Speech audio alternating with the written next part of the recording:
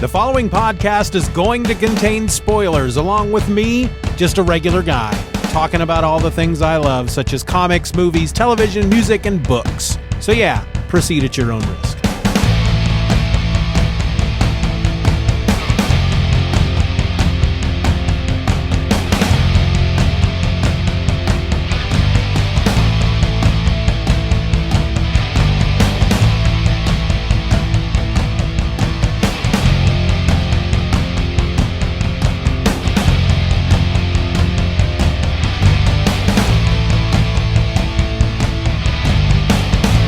Welcome to another episode of Just Another Fanboy. I'm your host, Steven, and today I'm talking comics. In fact, I'm talking about one comic in particular, Justice League #1 from May of 1987. The credits are as follows: Kieth Giffen, plot and breakdowns; J.M. DeMatteis, script; Kevin Maguire on the pencils; Terry Austin, inks. He inked it. He's inking the crap out of this book. Gene D'Angelo is on colors. Bob Lappan is the letterer. And Andrew Helfer was the editor. So this is the Justice League title that sprang out of Crisis on Infinite Earths. If you're not aware, back in 85, 86, DC decided they needed to reboot their continuity, get rid of the multiverse, start over with one fresh world, one fresh universe, none of this other multiverse crap. And so they created Crisis on Infinite Earths, which I am talking about over on Event or Else. Check it out if you want to. But if you're already subscribed to the Everything or Else feed, you're already listening to it. Anyway, once that series was over, once those 12 issues were over, they started to kind of reboot, revitalize, refresh certain titles. John Byrne gave us Superman. Mike Grell gave us Green Arrow. And Giffen, Maguire, and DeMatteis gave us the Justice League. This was not your daddy's Justice League or your mama's Justice League. This was a different take on the Justice League. Looking back on it, most people refer to this era as the blah-ha-ha era, primarily because there were instances in which the characters would laugh heartily and say blah-ha-ha. But this was more of a, if it could be said that a sitcom was made about superheroes, that's what this Justice League was. It had comedy and drama, and it was almost like everyday real life superheroes to a certain extent. It was probably the closest that DC has ever come to making their books feel like this could happen in real life, at least up to that point, from what I recall, having not really read a lot of DC before then. So I'm talking out of my behind here.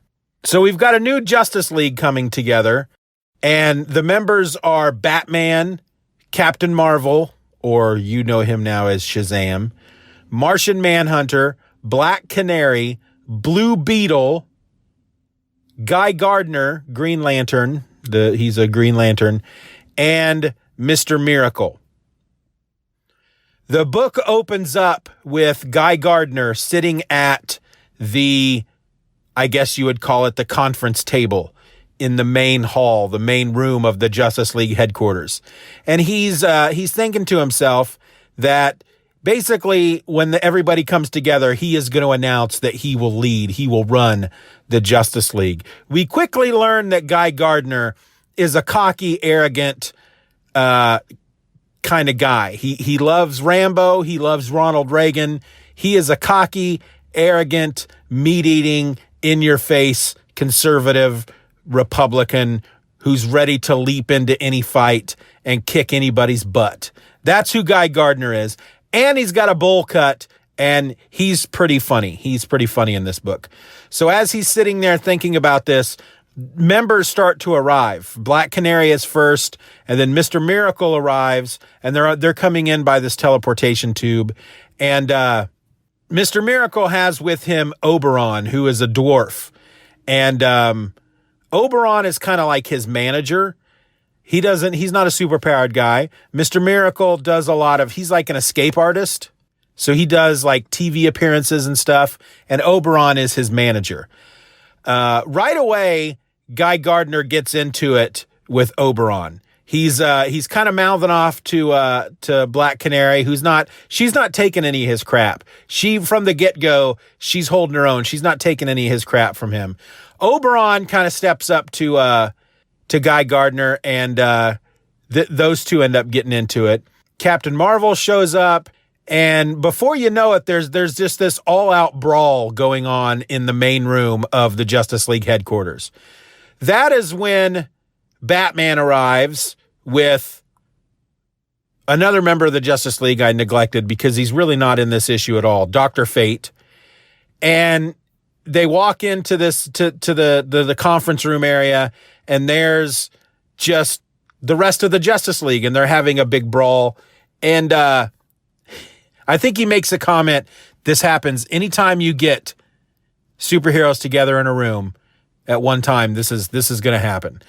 Dr. Fate suggests, he volunteers to break it up, and Batman says, no, I'll take care of it. And he just walks into the room, and everything kind of breaks up. Everybody notices him there. He's walking calmly across the room. People are separating, and he goes right up to Guy Gardner, and he basically tells him to sit down. He's like, sit down. And Guy Gardner's like, oh, okay, whatever. Batman is a very commanding presence.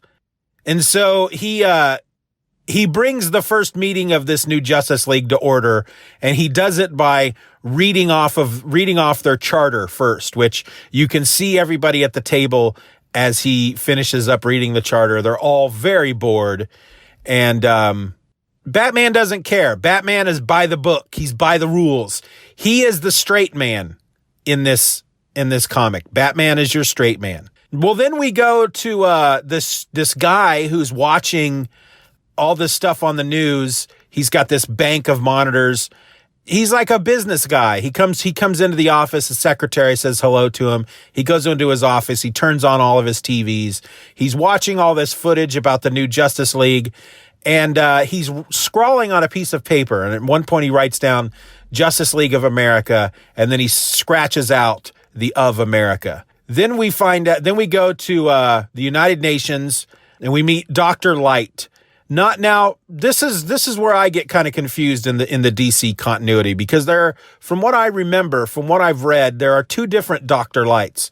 There's a female Dr. Light who is a good guy, and there is a male Dr. Light who is a bad guy and caused a big ruckus in Identity Crisis some years ago. But this is the female Dr. Light. She's a good guy. She's at the United Nations. She's supposed to present something, and her Justice League communicator starts beeping. And so she's in the bathroom or wherever, and she's trying to shut it off. And I have to note, granted, this was 87, but this Justice League communicator device, and it's more of an alert. The only thing you ever see it do is it beeps out at you, and then you can switch on an alert to alert the other members of the Justice League. Well, it's a big round disc with a switch in the middle. And I have to assume, granted, again, it is 1987, and the technology in 1987, while still fairly advanced, America was still a fairly advanced society. It's not what it is now.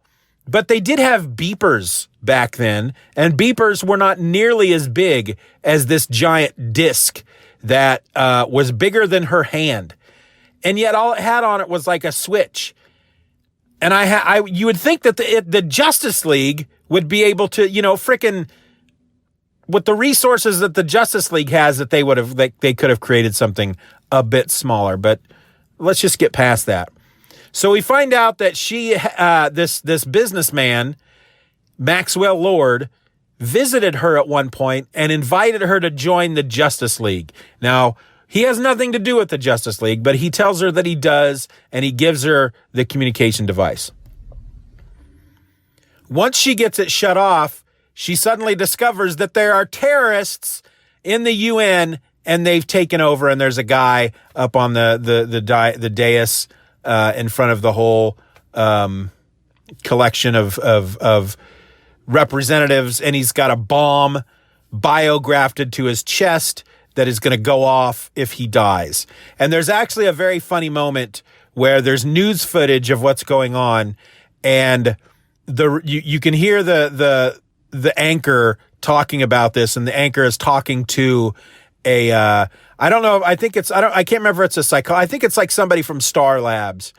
And the anchor says something like, "Now, based on what you can see here in this footage, Doctor, is it true that that bomb would go off if this terrorist is killed? I mean, if the terrorist dies, knowing that the plan would be to go in and shoot this terrorist in the head, but they want to make sure that that's not going to happen." So anyway, Dr. Light activates her device.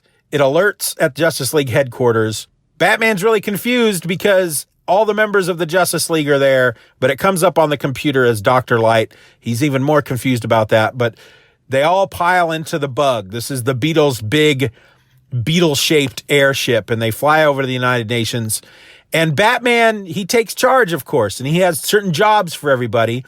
Guy Gardner wants to just fly in and mop it up. But Batman is, telling him, nope, this is what you're going to do. And it seems like everybody he gives an order to. This is Black Canary, I want you to do this. Captain Marvel this, and Blue Beetle this, and all that.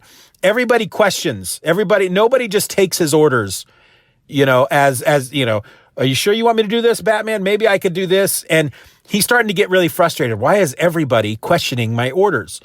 Well, the Blue Beetle, during this whole affair, he's stuck up in the Bug, and he's monitoring communications. And it's a really funny moment because he's up there and he's very disgruntled because he could offer a lot to this group. But of course, Batman has him up there monitoring the communications, and he's actually tapped in to the terrorists' radio feed. And so as the rest of the Justice League are in the United Nations building, as they are taking out terrorists, the main guy is terrorist number 1, please check in. And then the Blue Beetle will respond. And he's like, at one point, he's got his finger, he's plugging up his nose to do like a funny accent. He's like, "This is terrorist number 1.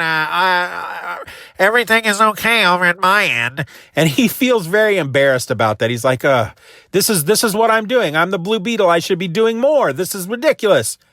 Guy Gardner, on the other hand, what he is supposed to be doing, he instead of storming the United Nations building and just taking everybody out, which is what he wants to do, Batman has him hovering above the United Nations building, and he's using his ring to create a force field over the entire structure to keep everybody inside. But then, once everybody is in place, he triggers the plan to go, and that's when part of his plan is to have Guy Gardner fly in, and he uses his ring to knock out all the terrorists. And there's only the one guy left, and he's the guy with the bomb to his chest. And he's like, I'm gonna blow everybody up. You guys better back off because I'm gonna do it. Don't mess with me. And Batman says, go ahead. And he has Mr. Miracle evacuate everybody. And the guy's like, I'm not joking. Don't test me, Batman, because I'll do it. Batman's like, hey, you do what you got to do. And then he leaves, and we find out later that the terrorist ends up committing suicide because his bomb wouldn't go off. And you find out we end up at the end of the issue back in Maxwell Lord's office. And I don't think we see his face in the entire issue. We may not even know that his name is Maxwell Lord at this point. I honestly can't remember now. But he's watching the footage on his TVs, and he's thinking to himself, gee, it's too bad the terrorist bomb didn't go off. And then you see that there's this mechanism on his desk, and he goes, well, maybe I should have given him the firing pin to the bomb. And then that's how it ends. And so, who is this guy? What is he doing? Why is he hiring terrorists? Why is he telling other superheroes that they're in the Justice League? What's going on? And of course, you learn as you read the rest of the series. And I was reading these as they were coming out. At one point, I think my older brother was getting them because I wasn't quite, well, it would have been 87. So I would have been maybe a sophomore in high school at this point. But I don't think I was driving into comic book stores and buying comics at that point. I don't think that was happening for another year or two. So I think the early issues my brother was getting, and once I started collecting comics, then I was buying the issues later. And I remember really, really, really enjoying this title. And at one point, the book is called Justice League. It's not called the Justice League of America, because Maxwell Lord comes in and he does end up becoming a part of the Justice League. He wants to take it international. He doesn't want it to be just the Justice League of America. He wants it to be international. And then at some point, a second title comes in called Justice League Europe.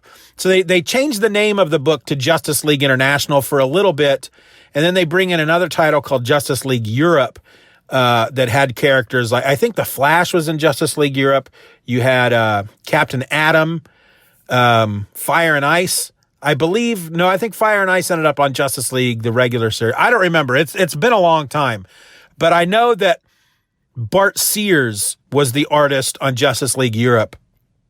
And he's a very stylized, muscly kind of artist. Matter of fact, he did a column. I think it started out in Wizard magazine, but he did a drawing tutorial column called Brutes and Babes. And that sums up his art right there. Brutes and Babes. But I got the first Justice League International trade from Comixology, and I'm really looking forward to going through, and I think there might be 5 or 6 altogether, but I'm really looking forward to going through and reading the whole series. I remember the character, the villain, Despero, if that is his name. He shows up. He's an alien despot that I remember that. Storyline being really good. I remember there being moments of just utter silliness, but then moments of real dramatic tension, heart-wrenching, gut-wrenching, heartstrings pulling type of stuff. And that, to me, those are the best stories.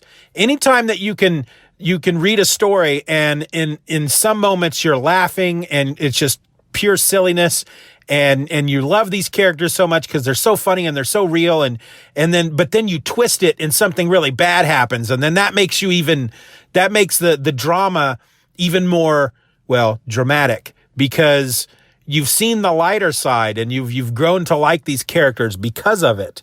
You know, you start some of these stories that are just dark from the get-go and they never go anywhere. They're just dark, dark, dark, dark, dark, dark, dark. That gets old after a while. You have to have the light and the dark. You have to weave it in and out. There has to be, and it's not easy to do. And but I think those make the best stories. Stories that on the surface, you know, I think for a lot of people, they look back at the Justice League International books and they dismiss it. That's why they call it the Blah-ha-ha League. They dismiss it as just a bunch of Three Stoogery type of stuff. But it's not. And I think it's a shame that people dismiss it like that at times, because there are some just really deep stories in there that are really deep and meaningful. Obviously, I'm not writing for this book because I can't think of anything to say about it. Goodness gracious. That was terrible. Anyway, Justice League, issue number 1. Great book. Looking forward to reading the rest. This is your episode. I'm Steven, and I'm just another fanboy. Be nice to each other. Just Another Fanboy is a presentation of the Steven or Else podcast. Questions and comments can be directed to feedback@stevenorelse.com. You can support the show for as little as $1 a month at patreon.com/StevenRor and get instant access to the My Other podcast, a weekly show about whatever crawls its way into my tiny little mind just moments before I tap record. You can find me on the World Wide Web at StevenOrElse.com or find me on Twitter and Instagram by searching for @StevenOrElse. I also encourage you to subscribe to the show, leave us a 5-star review, and share this episode with a friend. Just Another Fanboy is a proud member of the Comics Podcast Network. You can find that over at comicspodcasts.com. All links will be in the show notes.